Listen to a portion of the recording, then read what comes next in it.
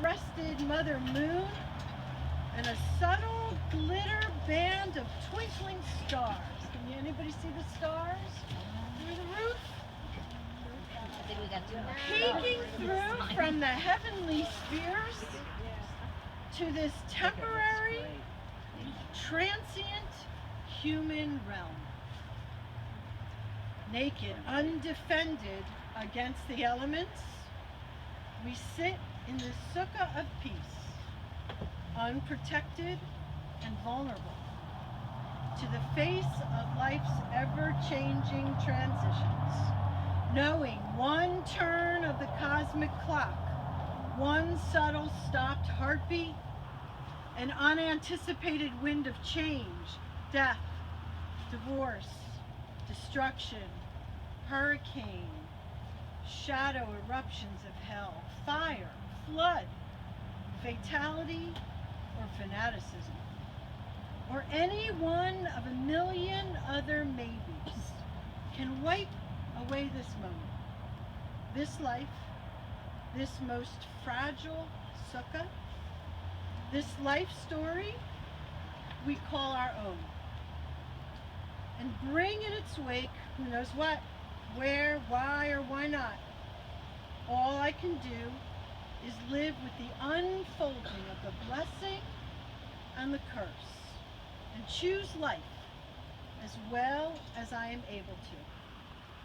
So, in this temporary sukkah of peace, I am reminded to harvest in the holy humility, a sacred sense of how good it is to be alive, and how good it is for sisters and brothers to sit, sing, and pray together as one. Ufros aleinu sukkot shalom.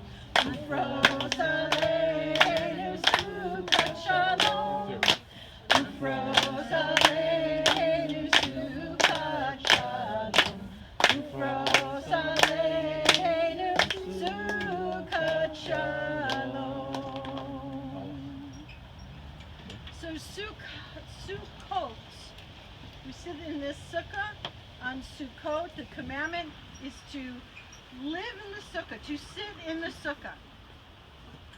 And Sukkot enables us to hold at the same time the sadness in life, the fragility of life,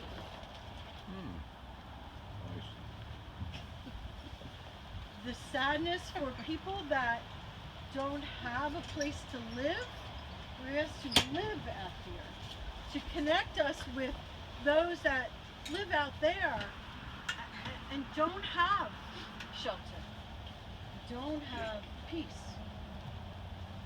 And at the same time, to hold the joy.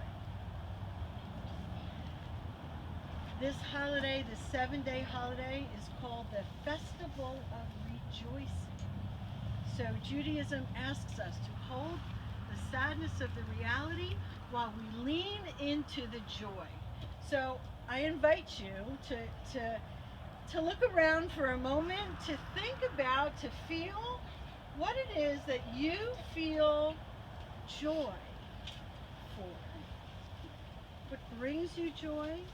What being in the sukkah, what joy raises up for you in being in the sukkah? So I invite you to share your name, to introduce yourself if you have something you would like to offer to bring into this sukkah. Hi, Steve? my name is Stephen Schwartz, and I am honored to be the president of Temple Bethel. And as far as the sukkah is concerned, it's really difficult for me to put a finger on exactly what it is about the sukkah. But every time I come in, every year, it's a warm, enveloping, special feeling, which is as close as I can come to describing it. But it's really wonderful. I so do look forward to this every year. Welcome, everyone. Hi, I'm Claudia Tung, and I am the former president of Temple Bethel. and I'm also the Hebrew school teacher, and I just love every year having kids put in their artwork in here. So as you look around It's the just room, really special. all of the art, oh, the room, look around the sukkah, all of the artwork is from our children, including this, our banner that we put up in the sukkah every year. What else brings you joy as you sit in this fragile space, reminding you to be joyous in life? What brings you joy? I think what makes me feel special is that last week all these people from our synagogue, a lot of them came in here and put all this together. And they do it every year, and it's not easy. It's a big job. Yes. So the feeling is wonderful, and I feel that way towards the people that do this every year. So it's a blessing, people that come together to build a sukkah, and it's joyful for me to have everyone come, especially guests. Were you gonna say something? I just love how people get together and work on the sukkah together, and how many pictures of children have made here to make the sukkah. Amen. Amen. So one of the blessings that we do pray together, we say a blessing for sitting in the sukkah. So if you look on your front page, should be underneath the words to the song that we just sang, is the blessing for sitting in the sukkah. And as you come to the statement of sitting in the sukkah, if you're already sitting, you just kind of lift yourself up a little bit, pretending that you're sitting down for the first time. So let's say the blessing together. Baruch atah Adonai Eloheinu melech haolam asher kiddushanu b'mitzvotav v'tzivanu le'shem b'sukkah. So did everybody pretend you're up and you're down? All right. Virtually. So that is the mitzvah, the commandment to sit. So we say a blessing, thanking the Holy One for giving us that opportunity. And we thank the Holy Source of Life for keeping us alive, for sustaining us, and for bringing us to this very special moment with the Shehechianu. So let's say together, Baruch atah Adonai Eloheinu melech haolam Shehechianu v'kiyamanu v'higiyanu lazman hazeh.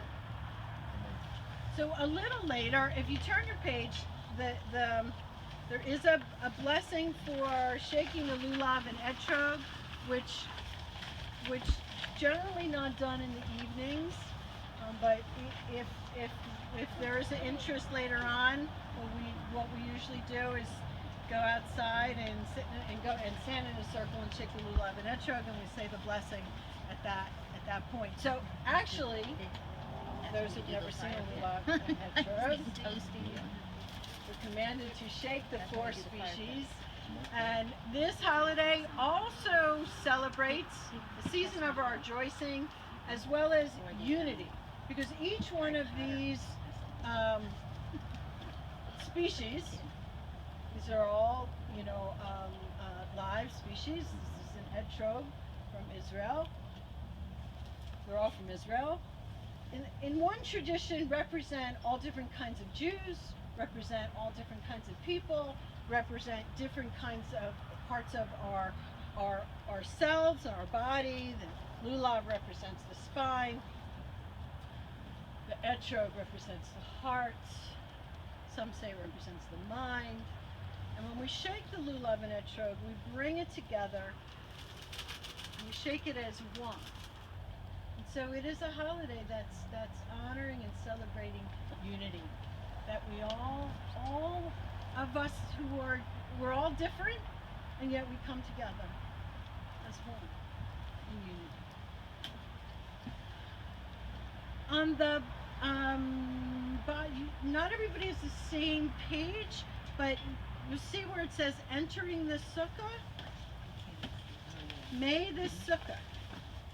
so we offer a kavanah, an intention for being in the sukkah. And so I invite you to read it together with me. May this sukkah be a place of joyful welcoming, reminding us that even in a flimsy structure with a leaky roof, we can still share what we have with others. May this sukkah increase my compassion for those who live at the mercy of the elements, and my intention to help the homeless and needy in my own community. And let's continue. Eternal God, spread over us Sukkot Shlomecha, your sheltering peace. Surround us with your radiance and open our hearts that we may feel your abundance. Let there be food and drink for all who hunger and thirst. To this meal we summon sublime guests, our symbolic companions in this festival meal. So it is in the Jewish mystical tradition that we invite sublime guests. We invite our ancestors, Abraham, Isaac, Jacob, David, etc. We invite one ancestor for each night of the 7 nights. In the modern time, we've added the women to welcoming the patriarchs, Sarah, Rebecca, Rachel, Leah, etc.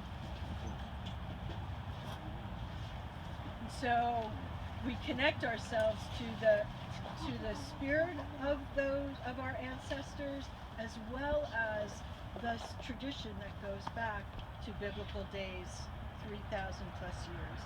So there is a mystical formula, not very far from abracadabra. You might see a parallel, that to welcome in the sacred guest. So let's read together the Aramaic formula used by Rabbi Isaac Luria.